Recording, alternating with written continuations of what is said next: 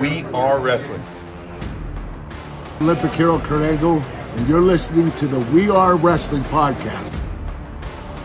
We Are Wrestling Podcast. Hey everybody, Eric Bischoff here, and you are listening to We Are Wrestling Podcast. You're watching We Are Wrestling.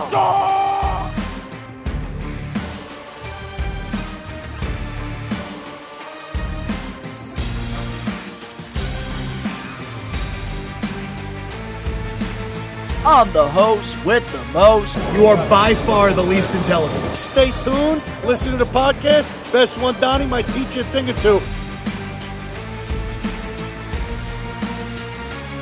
What is going on, We Are Wrestling Maniacs Worldwide? Ben here, one half of the We Are Wrestling Podcast. If you ain't listening to the We Are Wrestling Podcast, bro, you're missing out. The king listens, and you need to too, bro. Ricky knows best, ladies and gentlemen. Ricky knows best. Believe in me. God bless you. We Are Wrestling Podcast. We are wrestling. What is up? We are Wrestling Maniacs out there worldwide. I'm the host with the most, Mr. We Are Wrestling himself, the best one, Donnie, here with... What is going on, We Are Wrestling Maniacs Worldwide? Ben here, Uncle Ben, America's favorite uncle.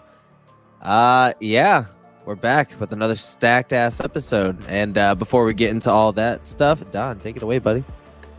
Ben, welcome back to the We Are Wrestling Podcast. I've been doing these last 3 episodes with Ricky Knows Best, and love Ricky to death, but it is not the same. Very excited to have you back on the show. But with that being said, if you're not a We Are Wrestling Maniac yet already, and you're listening to this week's episode of the podcast, give us a 5-star review, not just any review, a best one review, and download the episode. But if you're not a We Are Wrestling Maniac yet already over on the YouTube channel, and you're not a part of the thousands of subscribers, we recommend you to hit that subscribe button now, turn on the post notifications. Videos be coming out of nowhere like an RKO. And of course, you already know, the grind is real. Whoa! Sorry.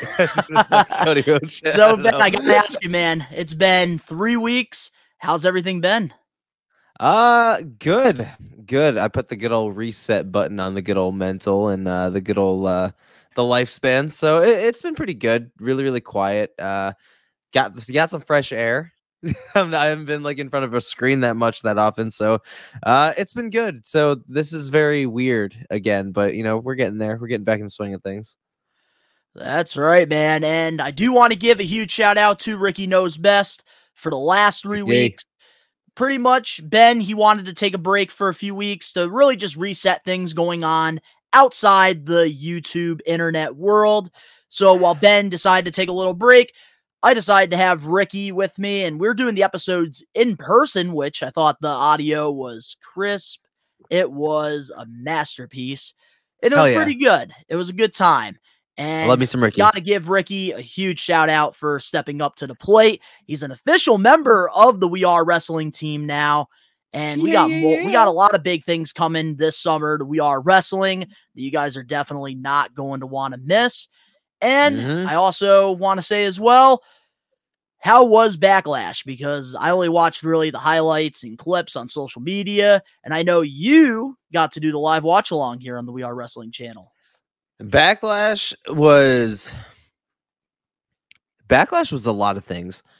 When it came to the show itself, I'm going to get this out of the way first. It was okay. You know, like it was okay. Like everybody basically retained except for like one title. There was kind of botch city in a couple matches, but what saved it was the atmosphere of the crowd. France put on probably the best show in probably at least the last 30 years, like altogether in terms of like how loud and how thunderous that arena was And not only it broke a record of like the largest arena gate that they've ever had in WWE history, like it was clearly packed as fuck in that arena, and it showed it on camera when they were thunderous. And when were they thunderous? The entire fucking show. You could barely fucking hear Michael Cole and Corey Graves when they were like opening the show. They were laughing their asses off because they had to scream into the fucking mic. You got fucking, you know, people. Every single head in there was singing every single like entrance song. They cheered the fucking faces. They booed the heels. It was a great night to be a wrestling fan. Dude, when they were singing Voices, it gave me the chills. I did watch Night that and day. clip. Night and day, bro. And speaking of France, that's honestly my highlight of the week is the country of France, because like SmackDown was so awesome to watch. What I saw all over wrestling social media and YouTube this past weekend with WWE Backlash, I got to give it to the crowd. I got to give it to the whole country. France, you are my highlight of the week. I wish us in the United States could be as electric as you guys. France is fucking lit, and I learned that this past Saturday. Is France is fucking lit, and I want to go party with France. Like I want to go party with France. Like if there's ever a PLE out there, and for whatever reason we blow up and we get fucking rich, we're going to France because I want to be a first class. Yeah, hell yeah, first class all the way to fucking France, feet up, stanky toes, fucking eating escargot on the plane, not giving a fuck. Yeah, that's exactly how I'm trying to be. That's how I'm trying to be, bro.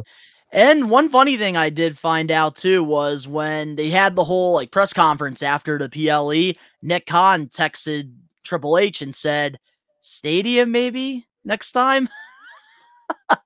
With how crazy it was. I can't imagine a stadium with them. That's one thing. What a crowd. Yeah, dude. Like that's one thing I haven't seen yet is like the post media scrum. I don't even want to call it a scrum. The press conference. Sorry, scrum gives me trauma. But I haven't seen that yet. But yeah, dude, stadium fucking sized French arena would be insane. Like, could you imagine a Survivor Series there, a SummerSlam out in France? Like, my God, dude, I would shit. I would shit. And that's the thing too. Like, I even saw like a post that WWE posted on Friday afternoon before the episode aired of SmackDown. And I guess fans that had Apple Watches on, it pretty much had like a noise thing, like on like the Apple Watch saying like, oh, like it's too loud in here. So like, be careful with your ears and stuff.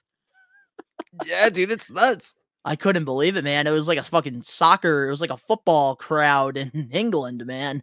It's little things like that I think that made it really the highlight. You know, again, with having the right crowd, an electrified crowd on top of it was like the icing on top of the cake. So yeah, I gotta agree with you, man. France is lit. That's it. Highlight of the week. They're absolutely lit. Like I feel like nothing can beat that. Nothing can, man. Like it's just such a great time to be a pro wrestling fan because AEW is finally picking up some momentum with this whole elite takeover thing. WWE, yeah, because Kenny Omega is too busy carrying it on his back right now from a hospital bed. So, with that being said, let's get into the We Are Wrestling weekly recap for the We Are Wrestling podcast episode 107. Let's go. Damn, 107. Holy shit. Holy shit is right. Starting things off with our first weekly recap. At WWE Backlash in France, we saw the debut of Tonga Loa. You did it. You did it. I did it. I got it right. You did it. Let's go. Tama Tonga's brother who helped the Bloodline defeat RKO. What's your thoughts on his debut? Because a lot of people are speculating that it was going to be Jacob Fatu who showed up. Dog, instead, yeah. We got Tonga.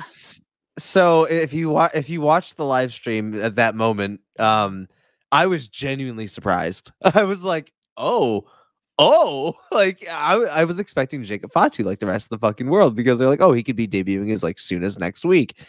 But they're definitely holding off on it right now because they're trying to establish fucking Solo because there's reports that Jacob Fatu we're going to be getting into that. So yes, yeah, we'll talk about that in a little bit. But thank God we didn't get the botch on camera.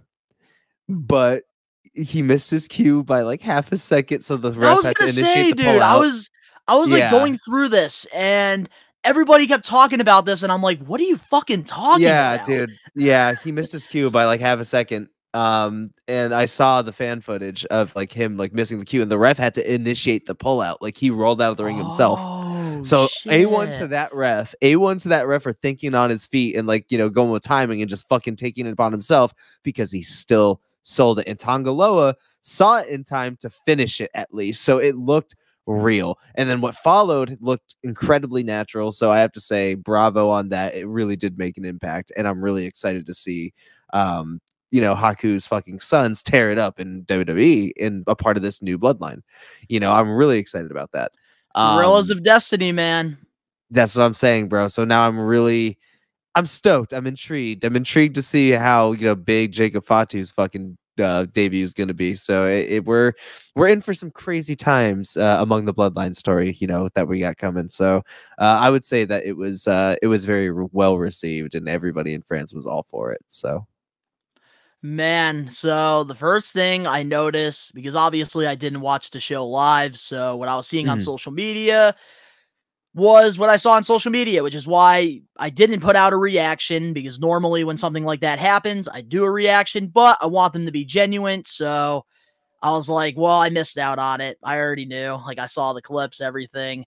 And as a Bullet Club fan, very excited to see that. But one thing I didn't know was that was Camacho. That was Hudiko's partner. Yeah. Back in like early 2010. I had no idea. And then like once I saw that, like it just clicked in my head. I was like, yeah, he was I heard that. He was fucking Haku's son. Yeah. And it kind of added up.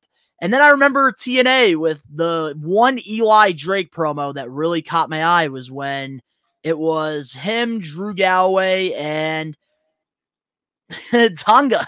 Tonga was a part of that little faction that they had, and now they're all in WWE, which I think is really freaking cool. It's amazing. And I'm excited because, like, his first stint with WWE, he didn't really do anything. He was just pretty much with Hudiko at the time, which Hudiko didn't really go anywhere. So then he went over to NXT, didn't really do much, just had regular matches where he would get squashed. And now seeing him like go over to New Japan and just recreate himself with his brother, forming this really cool tag team, and now being a part of one of the biggest storylines in all of professional wrestling with this bloodline, I love the move because nobody expected it to happen. Even Ricky told me that I thought his contract wasn't ending until like the fall. Nobody had any idea when his contract was up with New Japan, which made the debut even more awesome. Yeah. So, man, I'm very happy with it. And honestly, I'm very excited to see where this goes now because I think everything that they've been building up with Solo Sikoa, I have been super invested in, especially Paul Heyman's role in all of this. Which I did see that backstage with him and, who was it? Him and Jey Uso. Yep. Which I thought was pretty cool. They're planting seeds. But moving on now to our next recap at WWE Backlash in France. Bianca Belair and Jade Cargill defeated Damage Control, the Kabuki Warriors, to win the WWE Women Tag Team Championships. What's your thoughts on this? That Jade Cargill is still super fucking green around the gills, and I don't know if is still ready for the main roster, and needs to build some confidence there, not just the presentation of being built like a god. You got to perform like one too, and Bianca is all those things, and I feel very underwhelmed of what I was hoping for. Like, yeah, time, whatever, but I'm like,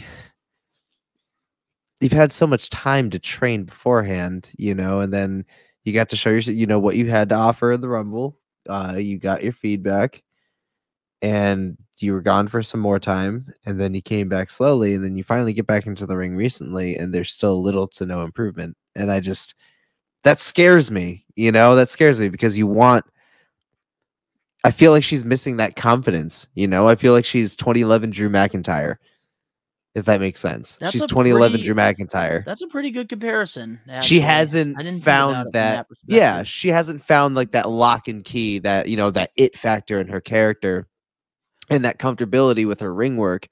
and that confidence behind herself that Drew finally found upon his return back in 2018, especially in 2020. She hasn't hit that. She hasn't unlocked that final form like Drew has, is what I'm saying. But because she reminds me of that chosen one, Drew, where, yeah, he's the chosen one, but where's the evidence to back that up? We're waiting for it. And that was that thing that's missing. And I feel like Jade is suffering from that same thing. I got to agree with you on that. I think that's a really good way to look at it. I think the presentation, she looks like a god. She is a superstar. She has lots of potential to be a future world champion. I think we all see that.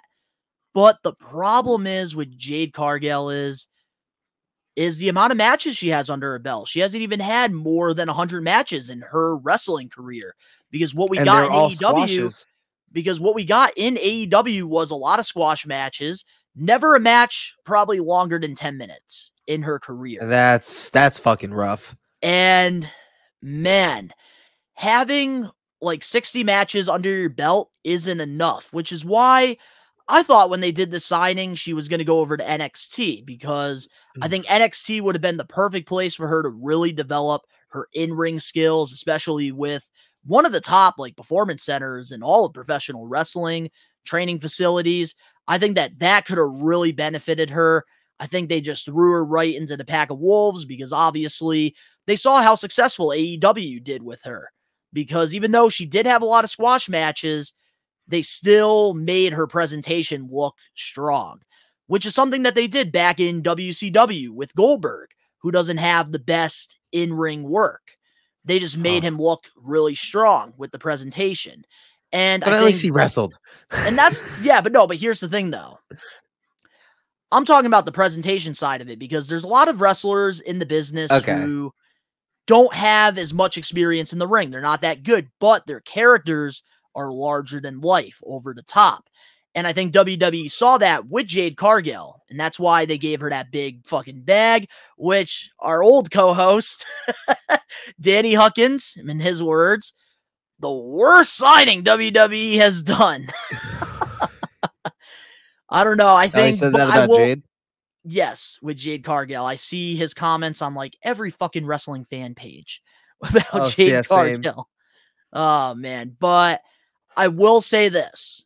I think pairing her up with Bianca Belair is a good decision. And here's why. Obviously, we know they're building something between the two, probably for a future WrestleMania or something, because that's on everybody's dream match card. Probably 41. And by having Jade Cargill paired up with Bianca Belair, probably one of the best workers they have in their women's division, it's going to be a good way for her to learn.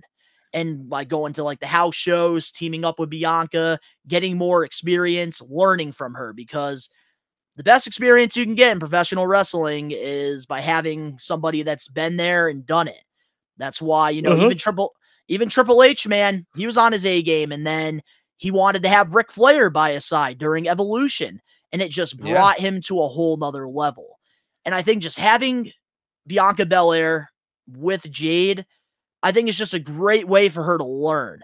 But right now, especially with the popularity that WWE has, she needs to really pick it up.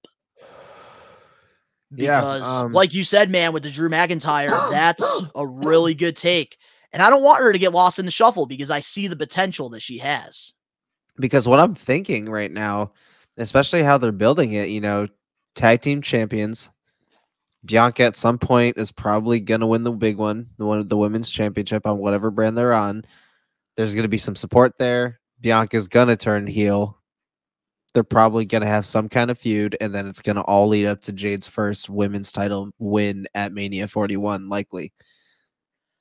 But I need to see improvement before. I don't see her. I don't see Jade winning the big one before. I think Jade would be the one to turn on Bianca. With how Bianca's been acting lately, I think they're slowly teasing her heel turn. But then again, it's the Triple H era, so anything can happen, and Bianca was also a very good heel from what I know. I haven't seen any of the work, but I heard she was a good heel on Black and Gold NXT. Yeah, she was pretty good. Exactly. So I just, if we're going that route, I don't see it happening any other way. But before I can believe that, I need to see the work in the ring first. And right now, she's still super green. Yeah, dude. Honestly, I got to agree with you on that.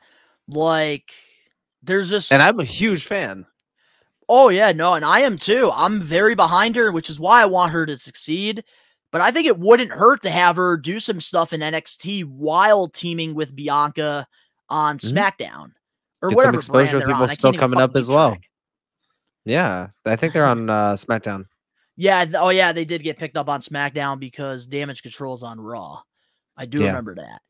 But I see the potential just like you, and I think having Bianca by her side, I think is definitely a good move. But let's hope that like by WrestleMania 41, she's like she can back it up in the ring like she does with her character work. Yes. All right, well, our last We Are Wrestling Weekly recap, which I do gotta say, man, from last week to this week, holy shit. What a relief having only 3 recaps, because Ricky and I think we had like 10 or like 12 of them last week with how crazy everything was. So, our last recap, the King/Queen of the Ring bracket has been revealed. And the Queen of the Ring, I could not find a graphic at all, so we're not going to talk about that. But we will talk about the King of the Ring, which I believe will be revealed during the next PLE in Saudi. And here is the bracket right here that we have. So, Ben, let's give some early predictions for this King and Queen of the Ring. Who do you see winning the King? Who do I see winning the King? So I see it being between straight up. We're looking at LA Knight or Gunther. Oh, yeah. 100% LA Knight or Gunther. I won't accept anything beforehand. Yeah, so on here, ooh, damn. Because you already know that. You already know. I do want to put a disclaimer. By the time this does come out, guys, the SmackDown ones, I'm sure some of them will be filled in because this will be coming out on Saturday. And then we're recording this on a Thursday before SmackDown. So I just want to say 100%. If you look at Raw's bracket, you know 100% that they're aiming towards Dragunov versus Gunther too. You know for a fact that that's what's happening. And that's going to be a huge hitting match. Gunther is obviously going to take that one because obviously there's some payback and some foreshadowing that's happening between their future world title match that's going to happen. And then whether they're going to have Gunther and Ilya 3, which is going to be for, you know, putting Ilya over for his fucking world title win in the eventual future. But on SmackDown side, I think honestly we're looking at LA Knight and AJ Styles for the last 2 going towards King of the Ring. Oh yeah, because they have that. I think they would rehash it. It's still and fucking LA Knight and AJ Styles was talking hella shit. So fucking and notice how LA Knight hasn't paid any attention towards it, and then they're gonna eventually meet up in the final match to see who goes against Gunther from Raw. And I think LA Knight's gonna take it, and I think LA Knight will be the next King of the Ring. I like that. Honestly, I really like that. Honestly, I'm happy either or with Gunther or LA Knight winning. But I think it's going to be LA Knight Gunther. Yeah, I definitely could see. But one person I could see also getting into the finals, I could see a Gunther versus Carmelo Hayes. That's also a possibility. But I think realistically, it's definitely going to be LA Knight and Gunther. And I think that it can go either or because I could see LA Knight just cutting that iconic promo because obviously that's where Stone Cold really became like huge. The big star. Was from King of the Ring when he did the whole Austin 316 Austin 316 was so born they might that try night. to like reenact that, but in LA Knight's own way. Or Gunther can win it, and that could really set him up for the World Championship. But I'm also nervous. Dude, one thing I'm not going to lie to you, I'm nervous as fuck, is that they're going to give it to Ilya Dragunov, and I hope that's not the case. I don't think they're going to do that yet. With how they've built Gunther, they made him drop the title for a reason. And yeah, I think but with this is Gunther, another accolade. But that's the thing that scares me is that with Gunther, they're not going to put him in the World Heavyweight Championship picture right away because I feel like we're building something with Damian Priest and Finn Balor for SummerSlam. Hey, who knows? Which is why I could see like Ilya winning, and then they could do a program with him and Gunther. But I don't know. I'm hoping that Gunter LA Knight wins. I'm kind of with you on that one. Oh yeah. Get that big yawn out. Yeah, dude, it's been a long ass fucking week, man. It's been a long week. I hear you, man. It's been a long 3 weeks without you. But up next, we have the comment of the week and, of course, the We Are Wrestling weekly news and rumors. We'll be right back with more We Are Wrestling podcast episode 107. What's crackin' everybody? WWE Hall of Famer, the Godfather here, and you're listening to, that's right, you are listening to We Are Wrestling Podcast. Check them out, man. Stay on that smoke train. Are you looking for wrestling content? Well, We Are Wrestling provides everything pro wrestling. The best one, Donnie, Gins, and the Load Rager Ben, are wrestling marks like you who love this sport. We Are Wrestling has it all when it comes to wrestling content. We have different podcasts, vlogs, reactions, full wrestling matches, live pay-per-view watch-alongs, interviews, predictions, and so much more. Only on We Are Wrestling. What are you waiting for? Subscribe and become a We Are Wrestling Maniac now. We're back, and I'm going to be talking in the future. If you guys do see me later on tonight in Long Island, New York for Create a Pro, don't hesitate. Come say what's up to me. If you saw me at Blitzkrieg, I hope you said what's up to me because I do have a lot of friends over there in Enfield at the Pierogi Hall. What a great show it was, even though I haven't been to the show just yet. But by the time it gets uploaded, the show has already happened. So if you're not there, I hope you watched it live on IWTV because I guarantee you Blitzkrieg is going to be better than SmackDown. I'm putting a lot of pressure on them. I'm sorry, Blitzkrieg. All right, Ben. Roll it with the comment of the week. All right, so this week's comment of the week is from our fellow subscriber, Byron Cutler. It was from Backlash Predictions, and it is a very hot take saying that AEW's music in general is better than WWE's. Ooh, one thing I do want to say about the Backlash Predictions. Guess who went 5-5? This guy. Shout out, best one down. Give myself a pat on the back. So, that's very debatable. What era are you talking about, Byron? I think he's talking about current, which is why he probably commented on that. I mean, agree to disagree. I mean, like, I will say, if we're just saying now, I'll be inclined to kind of agree because some people's entrance music is fucking lit. I forget who the fuck it is, and I'm gonna sound so like closed-minded. Like I'm gonna sound so, like a WWE mark, but asking, who's the dude that raps the music into like their fucking in their entrance? Like open mic, just starts rapping their fucking music like down the ramp. One of my favorite wrestlers who I watched in the independent circuit grow at Blitzkrieg Pro, by the way. Platinum Max Caster, the Acclaimed. Max Caster, that's okay. Yeah, that's what I was thinking. Okay, yeah, that's his lit. name, boy. He said put some respect on that name. I mean, I guess so. You know, like there's some fucking bangers in WWE's like catalog, but you know, if we're going right now, I would have to be inclined to agree. There are some pretty banging tracks in AEW's fucking superstar catalog, so I'll agree there. But that is a very hot take if we're going in general. Well, obviously, all time WWE over AEW because, dude, the larger than life characters, man. Like nothing can be an Undertaker entrance. Nothing will ever be an or Undertaker an old school entrance. Kane entrance, or freaking the glass shattering, Stone Cold. Obviously, like nothing's ever gonna be or that. CM Punk static. But like we're talking 2024, I'm going to have to go AEW because whoever they have as like the music composer right now in WWE, Def Rebel, which I know Ricky and we talked about it and we dove in deep on that because Ricky loves his music and he was trying to defend this guy and I absolutely exposed him in his own game. But yeah, I don't know, man. I feel like these songs that Def Rebel are putting on are just very generic. And like the remixes are just straight ass. Like Bailey's song beforehand, I thought was all right, but then like this remix is literally they're straight ass. For real, man. And then like But I will say one that gets a lot of hate that I don't understand though is AJ Styles. I actually kind of like. I love it. Exactly. Fucking. Why is it getting so much hate? I fucking bless her heart. She's one of my favorite people on this channel.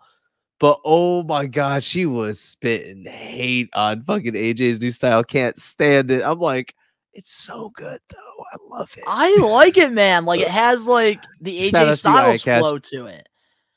But like I think overall though, a lot of the songs that Def Rebel are putting on are very generic. With AEW though, on the other hand, I feel like they're fitting the superstars most of the time with like the theme songs.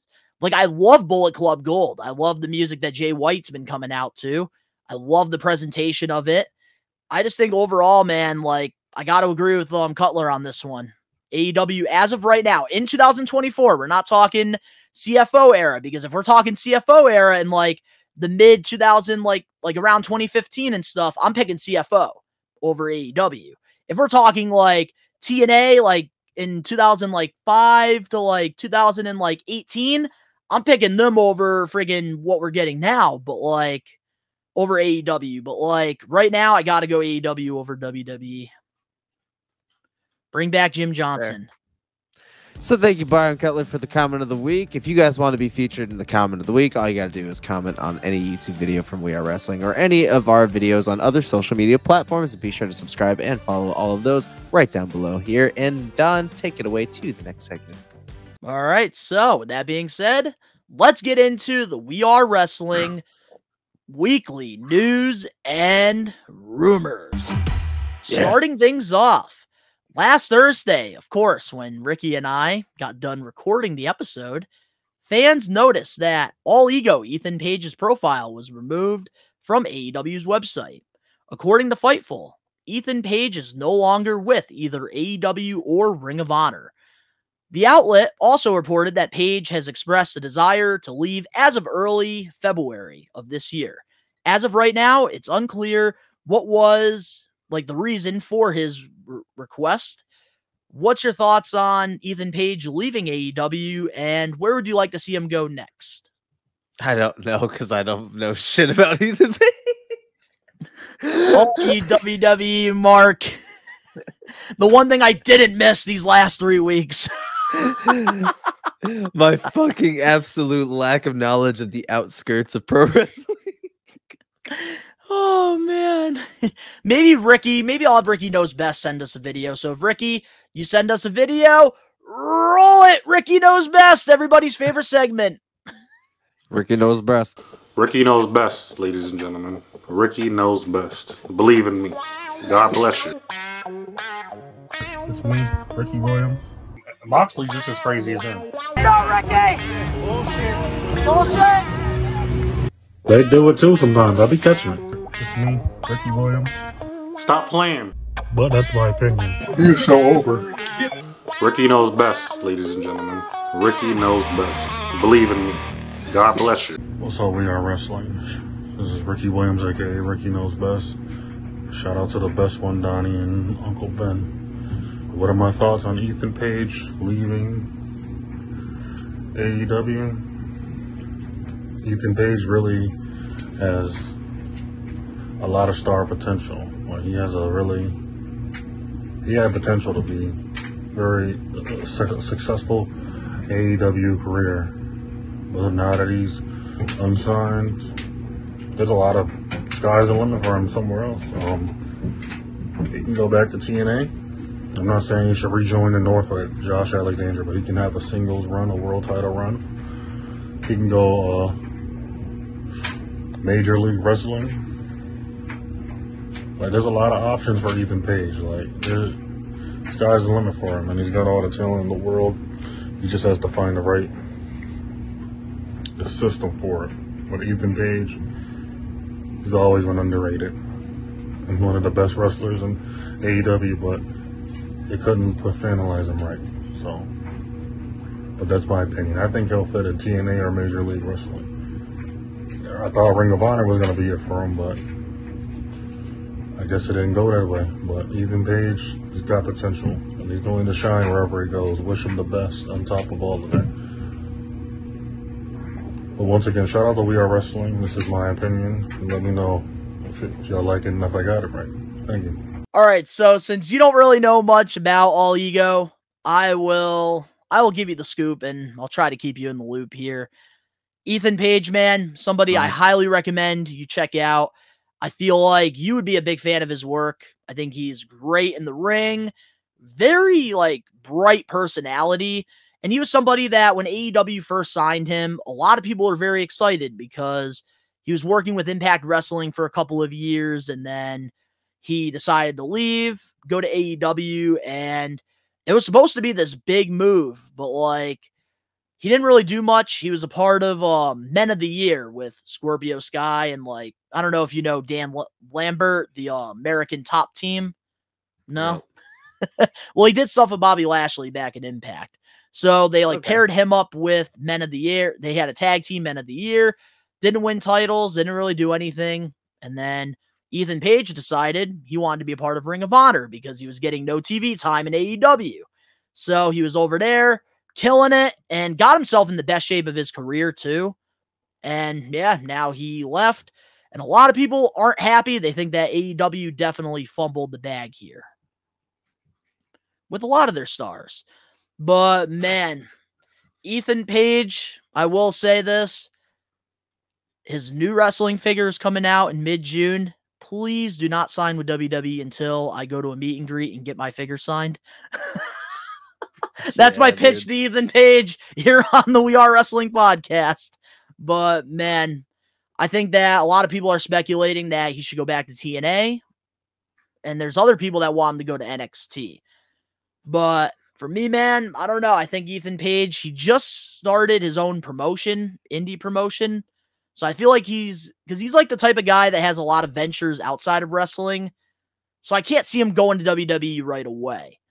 So I feel like he's going to do like the appearance deals with TNA for a little bit. And we're just going to have to wait and see what happens. Yeah.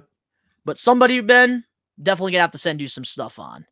But now let's get back into some couple familiar guys that you know of.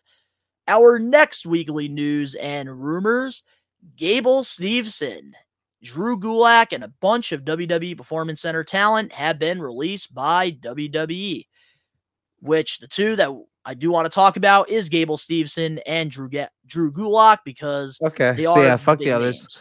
So what's your thoughts on their releases? Gable Steveson, who fucking cares? Dude didn't absolutely do anything. He was still stuck in between wanting to finish his shit up in the independents and like doing the Olympics, and they kind of fucked him a little bit from what I saw. Like WWE kind of fucked him a little bit. Like they kind of didn't let him do anything for like the Summer Olympics, and then released him shortly thereafter, which is kind of fucked. But at the same time, I'm like, he didn't really do anything in the first place. Like he didn't want to be there. He was there for a fucking paycheck. Yeah. So. And then when it comes to Drew Gulak, fuck him. Dude was a bully anyways. I mean, I fucking remember what Cody Rhodes said back in the day. That age like fine wine. Fairly's a bully ass bitch. So fuck him. Now I'm starting to be inclined to believe Ronda Rousey's claims. And I know we talked like obviously a lot of us are not fans of Ronda Rousey, but he didn't deny what he did. Yeah, piece of shit. Exactly. So I'm starting to think, that's maybe she was onto something. Now I feel like I have to at least with apologize. Yeah, but now fuck Drew Gulak. So yeah, I don't really have much to say about really either of them because I'm gonna try to keep this one short and sweet. To be honest with you, Gable Steveson, never saw the hype. Whoopee, you won a fucking gold medal. We already got it with Kurt Angle, and Kurt Angle would fucking run circles around you in that square circle. And the next one is Chad Gable. He actually wanted to be there. Gable Steveson, it felt like he was literally like Vince McMahon's like fantasy. So like he would grab his fucking checkbook and just fucking pay the man. He wasn't. And then we got a better Kurt Angle and Chad Gable anyways, so we're good. We're good. Exactly. We got Gable the right would fucking Gable run circles anyways. around that dude as well. Gable Steveson, he didn't even want to be there. Fucking waste of time, waste of breath. Fucking wish you the best in your future endeavors. Go back to the fucking wrestling on the mat. You're never going to be able to fucking wrestle in a squared circle. Sorry, not Holy sorry. shit. Drew Gulak, you're a piece of shit. Nobody fucking wants you and in your independent wrestling promotions. And I hope that fucking AEW doesn't sign you. I hope TNA doesn't sign you. I hope New Japan doesn't sign you. I hope you're wrestling in a bingo hall with fucking 5 people. Wish you the best. Nah, fuck you. I hate Drew Gulak as well. Piece of shit. Wow. Wow. But now to the bunch of the WWE Performance Center talent, there is 2 people that I actually did know, because when you were on your little hiatus, I actually started watching the Roku channel, the new WWE Next Gen, and they did release 2 people that got signed during that documentary series. So I do wish nothing but the best to all the people that got released. I think that they're going to have brighter futures in the independent circuit than both Drew Gulak and Gable Steveson. So, yeah. Unfortunate for the people that got released that probably shouldn't have, but fuck Gable Steveson and fuck Drew Gulak. Moving on now to our next weekly news and rumors topic. Seth frickin' Rollins has re-signed with WWE. According to Fightful, it's a multi-year deal for big money. The report noted that one source close to WWE and Rollins said they're not going to let him go. What's your thoughts on Seth Rollins re-signing with WWE?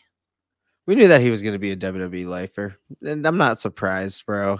It's just, this is kind of just, we knew, money. He's fucking money. He's a massive fucking draw, and I'm glad he's getting the time off that he is. And when he comes back, he's going to be a brand new Seth Rollins, and that pop is going to be fucking massive. So, again, recover soon and enjoy your time off and enjoy time with your kid. So, it's a brilliant move. Seth Rollins is big money. He's arguably the real face of WWE, and I'm really, really happy for him and what we got for time with him to come. I have 4 words to describe this. Deserves the fucking bag. Congratulations, Seth Rollins. He has been one of the best in WWE, and he deserves every penny that he's getting. And I think this is just a great move, because when everybody was when AEW had the momentum and everybody was, against WWE during that time with Vince McMahon, Seth friggin' Rollins was still steering the ship, and he still was going on podcasts, going on interviews, and he was a WWE for life guy. Yeah. And man, through all the bullshit that's been given to him, he has gone out there and he has given it nothing but his very best. And you can't, when it comes to friggin' talent, you can't teach that. And there's just something different about Seth Rollins, first-class Hall of Famer, one of the very best, absolutely deserves the bag. Congratulations to him, and I'm glad that even Drew McIntyre, who Ricky and I talked about last week, also signed the big bag deal as well. So, man, WWE, we are paying some people that deserve to be paid. Absolutely, and the cuts honestly seem worth it. So, Ben, before we get into our next weekly news and rumors, I know you had to take some time away from We Are Wrestling for the past 3 weeks for your mental health. So, do you want to talk about this topic we have here? Because, this one, well, you might need another 3 weeks. I might even have to take a couple weeks if we talk about why. What is it? What is it? Ric Flair breaking the news again. He was seen at this local Florida restaurant getting at it with a manager in the kitchen. There's reports that Ric Flair was drunk during the altercation, to which he denied. What's your thoughts on the incident from the video that was posted on the We Are Wrestling social media? It's typical fucking entitlement. Hold on. Yep. Bless I'm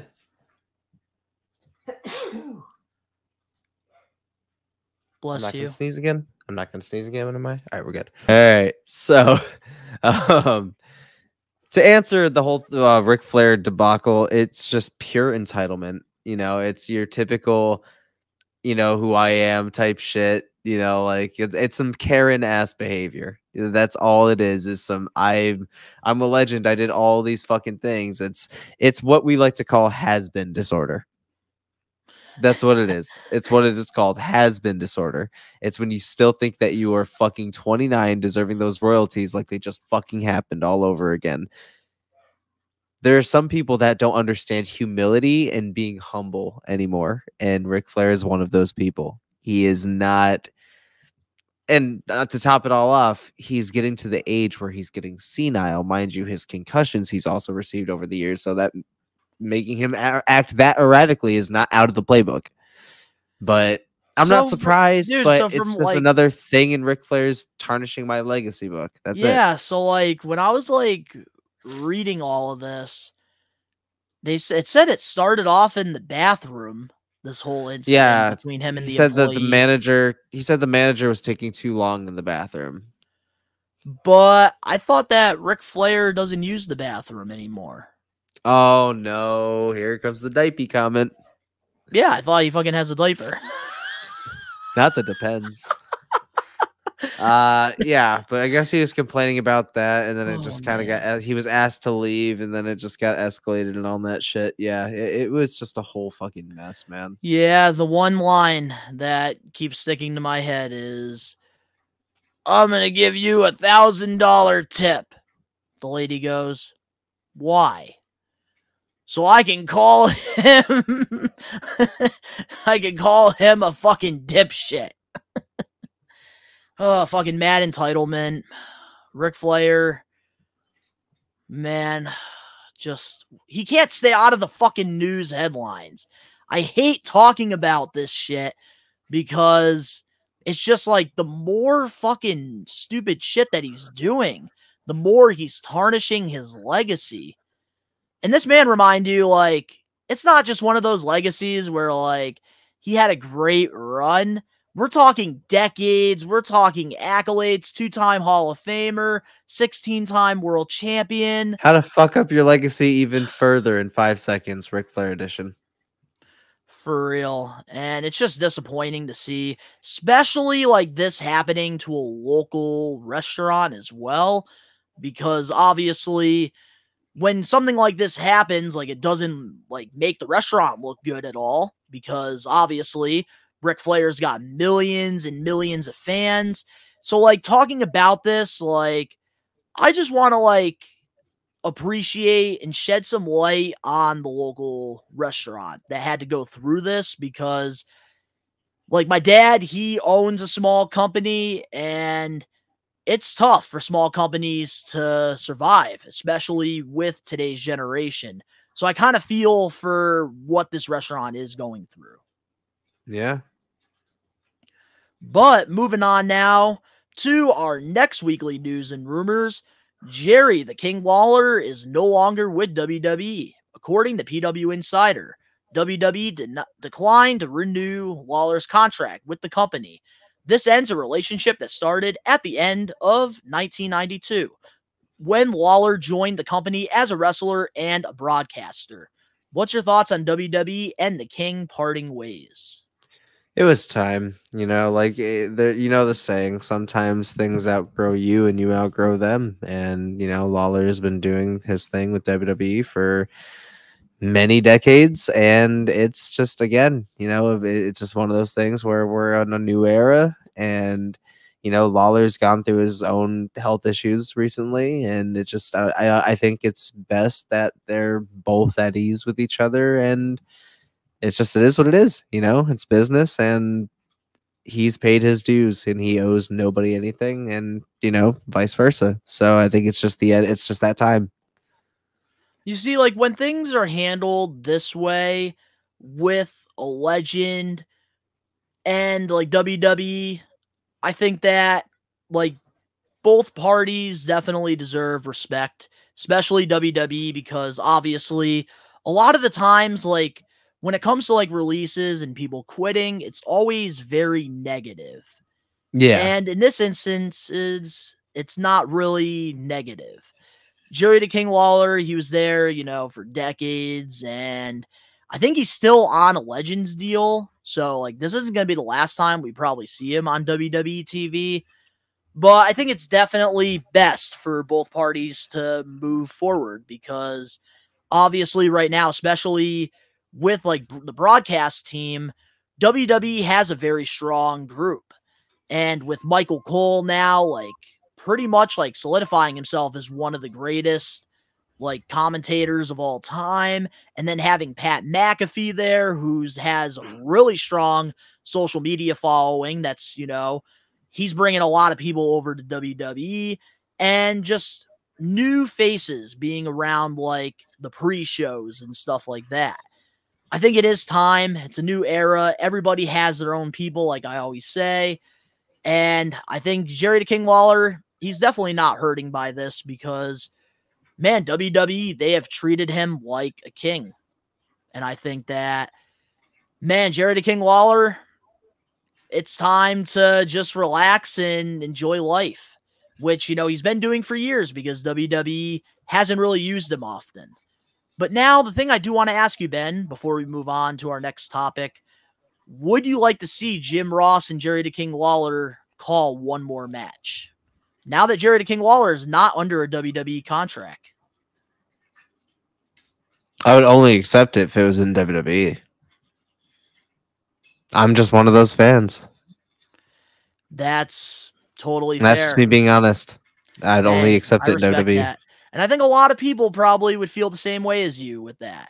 Honestly, I wouldn't mind seeing Jerry. I wouldn't mind seeing Jerry and Jim Ross call one more match. Honestly, like, I don't want it to be AEW if they do that. I would rather have it be like a bigger independent company or WWE for that one more time.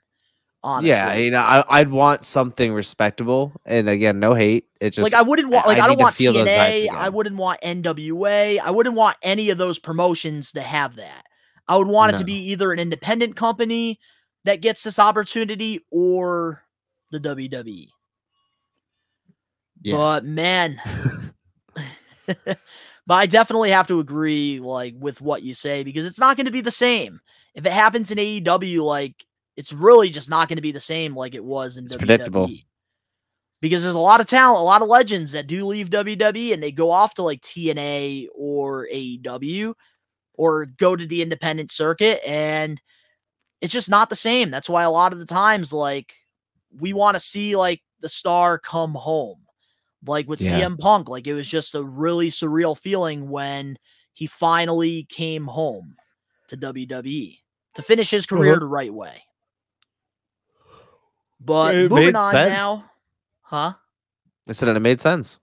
Definitely made sense. But moving on now to our next weekly news and rumors. WWE and USA Network have locked in a $25 million extension to keep Monday Night Raw on the channel until 2025. As of right now, Raw will be moving to Netflix, SmackDown will be going to USA Network, and NXT will be going to the CW. So what's your thoughts on USA and WWE extending this deal? Well, I mean, we already knew that. We already knew that fucking WWE was Raw was going to Netflix in 25, which was going into effect in January. So that's gonna be fucking massive because we're gonna see F-bombs dropping everywhere. It's Netflix, everything goes. Maybe a Sandman appearance now that he's on a Legends deal. That'd be fucking awesome. When it comes to SmackDown being on USA, it's just the other show coming to USA. There's nothing really, monumental about it. NXT going to CW. It's not the first time we've seen anything WWE on the CW. So it was the home of SmackDown for the longest time, right after they left Fox. So I mean, it's those were the days. It's a shakeup. And ECW was on Sci-Fi. Yeah, it's a shakeup, and that's what made it interesting. That was sick, but it's a shakeup that we all knew was coming, and it's a shakeup that needs to happen for business and for money and viewership and trying to test the waters a little bit. And I think that NXT going to CW is a great way to test it, especially with it being primarily available to a lot of any kind of cable user. That's just one of the default channels, so you'll always fucking fall upon it, surfing throughout the fucking night. So I think it's great. I love that WWE is just expanding like all over the place, and I think them putting their flagship show onto Netflix with Raw is just fucking brilliant. And then you're still keeping SmackDown and NXT on cable networks, which I think is smart too, because they're going to really test the waters. And obviously, with the way things are going, everything's going to be streaming within like the next like 5 to 10 years. So I think that doing this is definitely the right direction. And I love that WWE is just staying all around, which I think is a very smart move on their behalf. But now, let's get into our last We Are Wrestling weekly news and rumors. I know there's going to be a lot to talk about with this one. There's a long-term strategy with Solo Sikoa ahead of Jacob Fatu's WWE debut. According to WrestleVotes, WWE has a long strategy to make Sikoa the main force within the faction, but there is a fear Fatu could outshine Sikoa right now. Sources suggest that Solo Sikoa's recent aggressive streak is a part of a strategy to establish him as the main force with this new phase of the bloodline ahead of Jacob Fatu's debut. However, some remain within creative over fear that Fatu's presence could outshine Solo Sikoa in this stage. What's your thoughts on these reports coming out about Jacob Fatu taking some shine away from Solo Sikoa? That sounds like a creative issue. I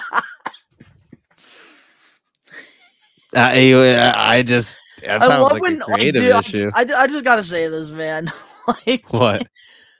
Like every time, like WWE like has a certain person that they want to push. Why is it all the time?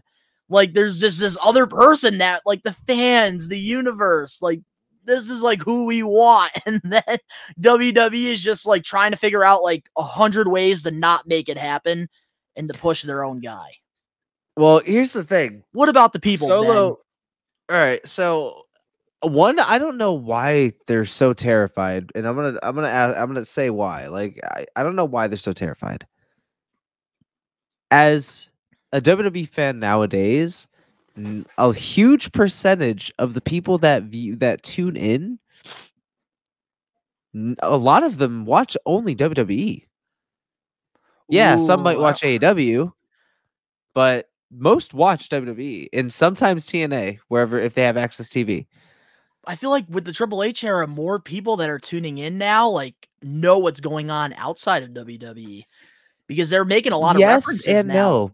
Like But with yes AJ and and no. Cody, that's the one thing I caught during that main event was Michael Cole saying 2 former Bullet Club members going at it. Like they're doing a lot of outside WWE referencing, man. And I think sooner or later, like Because they want you to do that research now.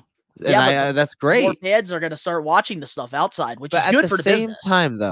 At the same time, though, Solo has been built for over a year and some change now. They're letting him take on the streak. They know where this is going. It's all in the fucking writing. That's it. It's all in the writing. It doesn't matter how big the superstar is. If you want to make them a supporting character, make them that fucking supporting character and stick with it. The moment you start second guessing yourself is when everything implodes. Go with your heart, stick with your guns, and write him as that strong character, as that natural aggressor. If you have to, have him put his fucking Jacob Fatu's ass in line on live TV if you have to. Establish him that way, and people will eat it. That's it. That's why I said it is a creative issue. It's not a fucking superstar problem. You can have a big superstar and have them play a minor role. Edge did it perfectly. You can have him play a supporting role. He doesn't need main character energy if you don't write him that way. If you're just scared of his presence and feel like he's going to outshine, well, it looks like you did a problem with your creative. Yeah, don't have him stand in the front, have him stand in the back. I must say, man, I will say one thing that doesn't help is that Solo Sikoa, when Roman built this bloodline, Solo Sikoa was like the reinforcement. And Jacob Fatu is like twice his size, has a better look to him. Also, that's why he was the main event. He was the face of MLW. He had that friggin' world championship for a very long time too. So, like, he knows how to cut a promo. He knows. Okay, that's what I said. Situation. Write him as a background character, and you will give him a background character until that time is right for him to turn. That's probably the best way they can go about it. But here's what I could see happening too, because I don't see the problem here at all. Because, like you said, it's a creative problem. I just love that WWE always, like, they're always doing this, and I think it's hilarious. I think it's more like it's funnier than anything. But they also, like, what I could see happening is FATU joining this new bloodline. And I could see them doing something similar to like what they did with Batista in Evolution. And through time, they're going to push Jacob Fatu because I feel like they know the potential that he brings. And I think immediately, like, the fans are going to see it, how talented this guy really is. And I think eventually Solo Sikoa, that's going to be like one of his biggest rivals in WWE for years. I think that we're going to be getting Sikoa versus Fatu, like, I'm talking like a couple years from now, like headlining some PLEs and pretty much just being in each other's way. But man, honestly, I just think this is all hilarious with all this because I remember WWE, they're worried about Sami Zayn and the Cody Rhodes thing. And I know we went on like a whole tantrum about that. But yeah, like you said, man, that's a creative problem, not a We Are Wrestling problem. But up next, we got our main event topic for this week's episode of the podcast. We'll be right back with more We Are Wrestling. Hey, this is Flip Gordon. You're listening to the We Are Wrestling podcast. Let's flip and go! Collecting has always had a special place in my heart, going all the way back to when I was a kid. I remember my parents taking me to Toys R Us and waking up on Christmas morning to a bunch of new action figures. I had bins filled with thousands of rare WWE, WCW, ECW, and TNA figures through the years until, unfortunately, I ended up selling my whole childhood without knowing the true value of my collection. 2 years after I made that horrible decision, the pandemic hit, and I realized there was a part of me that felt missing, and that was collecting. My whole life, I've loved collecting wrestling figures, wrestling memorabilia, classic video games, Nickelodeon stuff, sneakers, Funko Pops, and even Angry Birds. As time went by, I decided I wanted to get back into collecting, except this time, document it and rebuild my collection over on Best One Donnie. So, if you want to go back into time and relive my nostalgic memories, subscribe now. We're back, and the Getting Put Over segment, I know it's been 3 weeks, but next week, we're going to be putting over Malachi / Aleister Black, Tommy End. It's going to happen. I know 3 long weeks. We haven't done a Getting Put Over. We're going to get everything back on track. Just right now, Ben and I, we got a lot of catching up to do. So that's, with that being said, let's get into the main event topic for the We Are Wrestling podcast episode 107. And Ben and I, we are both huge Wyndham Rotunda fans, which is why I think Getting Put Over has to be next week, because I know there's a lot that you and I are definitely going to talk about with this main event topic, and definitely one that's not AEW, thank goodness, because the last couple weeks with like the headlines of what Jack Perry was doing and like the Young Bucks, that Ricky and I, we had to talk about it for the main event. Yeah. But now, something you and I are both very passionate about. WYATT 6. Hey, let's go. And the members have been revealed, which obviously things can change, so definitely take this with a pinch of salt, but this is almost 100% confirmed, according to PW Insider. So if this doesn't happen, blame PW Insider. The group is currently planned to consist of Bo Dallas, Uncle Howdy, Nikki Cross, Dexter Loomis, Joe Gacy, who is reported to be main roster bound soon, and Eric Rowan. It's unclear whether some of them will be doing new personas now that they are a part of the group. What's your thoughts on the rumored members? And we'll talk about that first, and then afterwards, I want to know, who would you have their first program be with? So I didn't hear a sixth member in there. Me either, man. There's only 5, It's I only think, as of 5. right now. Unless they're like waiting Let's for like see. Alexa Bliss to come back, maybe. as, like, the Probably 6th.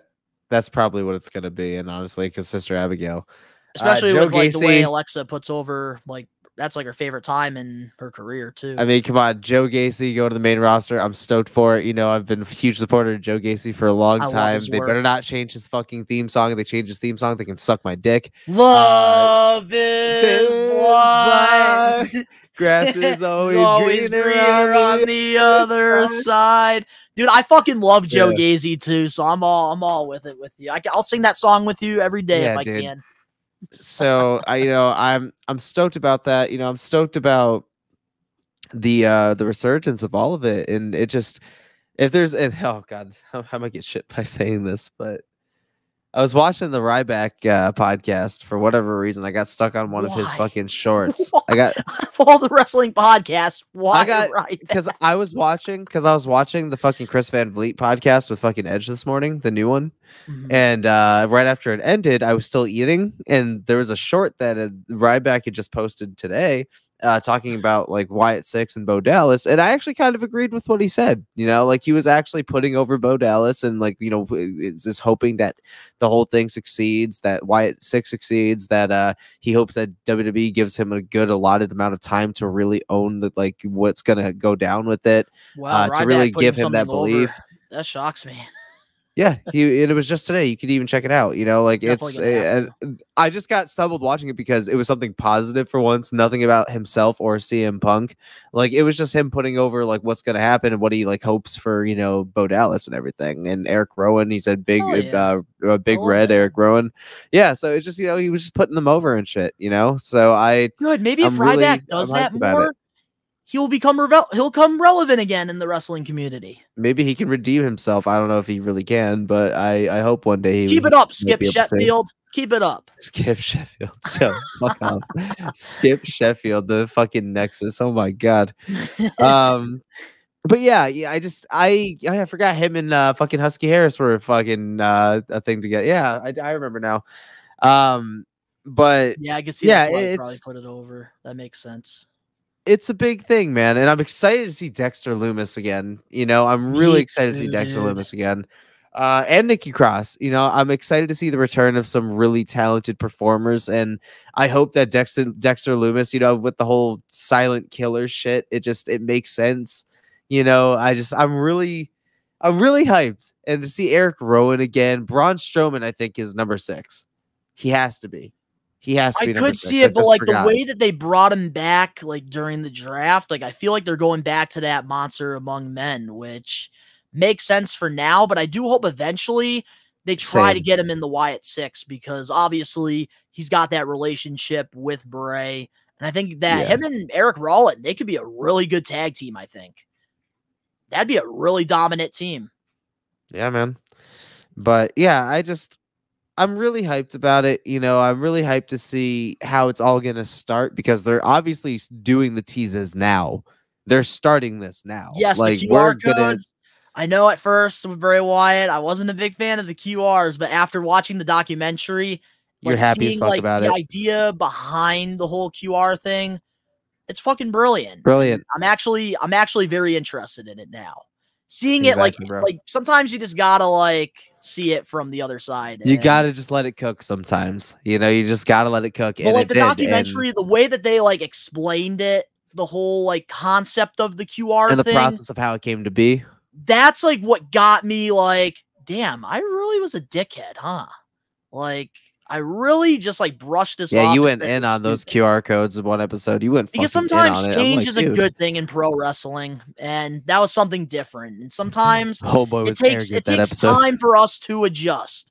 All right, because I'm still a dinosaur at the end of the day. So I'm young, but I am a dinosaur.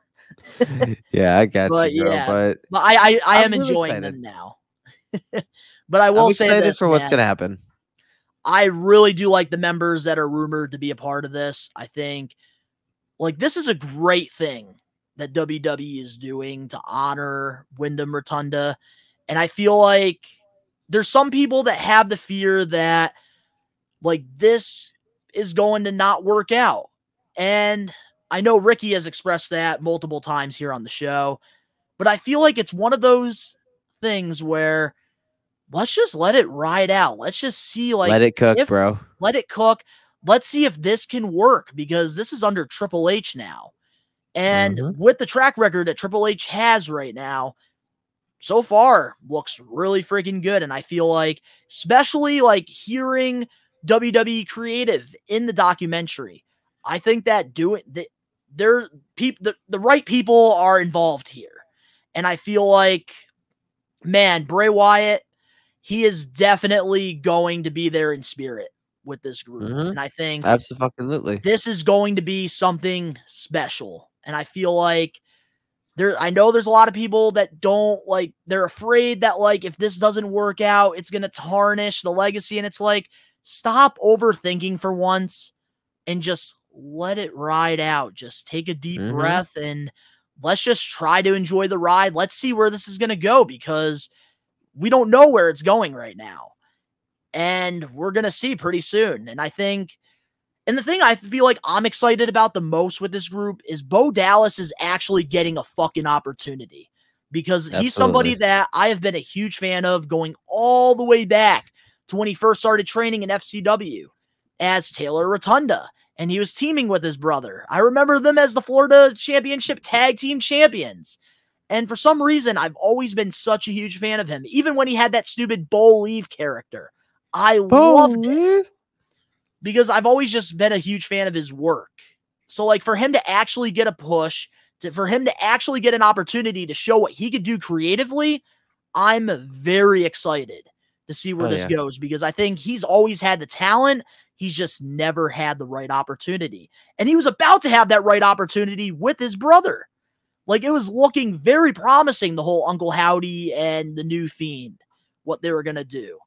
So, like, for him to, like, lead this faction in honor of his brother, man, I am very, very excited for this. And I'm not one of those haters that's, oh, this is, like, it's not going to be the same, da-da-da.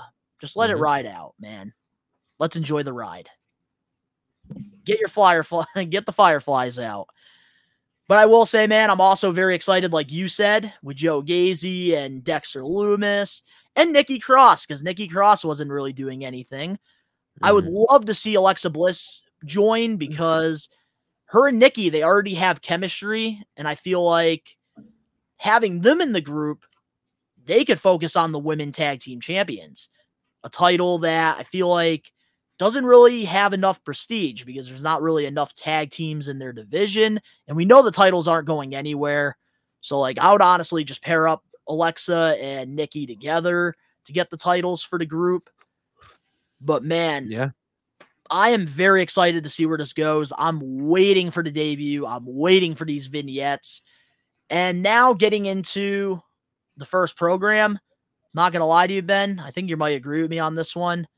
I want Final Testament versus WYATT 6. Let's go. I knew you were going to agree with me on that one. Let's go. And it's only fitting. I think that's the best way to end this week's episode of the podcast, because we never agree towards the end of the episode. So we're just going to leave it as that. Freaking great way to start off this freaking 3-week hiatus. We're back on track, ladies and gentlemen. Let us know in the comment section below your thoughts on all the topics that we covered this week on the We Are Wrestling podcast. If you guys enjoyed this, make sure to leave a like, comment, and if you're not a maniac yet already, over on the YouTube channel where you get the best pro wrestling content, subscribe, turn on the post notifications. If you're listening to this episode, wherever you listen to your podcast, give us a 5-star review, not just any review, a best one review, and download and follow us wherever you're listening. Links down in the description below. You can go follow Ben and I over on our social medias and other YouTube pages. Ben, I know you've been posting a little bit here and there. You've been posting little things. So, guys, I highly recommend checking out his channel. I've been posting, man, almost every single day over on my toy channel, Best One Donnie. Yeah. Man, the grind is real right now, ladies and gentlemen. The link's down in the description below. But, of course, to all the We Are Wrestling maniacs out there worldwide, we are taking over. Peace.